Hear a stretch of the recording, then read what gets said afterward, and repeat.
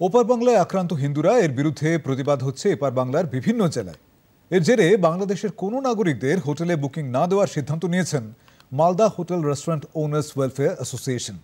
Malda hotel restaurants owners welfare অ্যাসোসিয়েশনের সম্পাদক কৃষ্ণেন্দু চৌধুরী জানান, বাংলাদেশের উত্তাল এই পরিস্থিতিতে আমরা বুঝতে পারছি না মালদা জেলাতে ওপার বাংলা থেকে যারা আসছেন তারা বৈধভাবে আসছেন কিনা।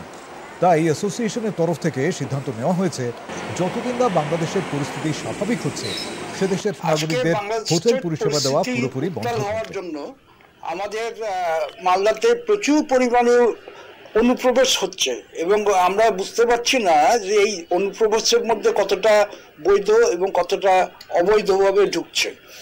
সেই পরিপ্রেক্ষিতে এখানে উগ্রপন্থী ঢুকতেও পারে বা বিভিন্ন রকম অসামাজিক কাজকর্মে লিপ্ত বিভিন্ন ধরনের লোকেরা ঢুকেই যেতে পারে।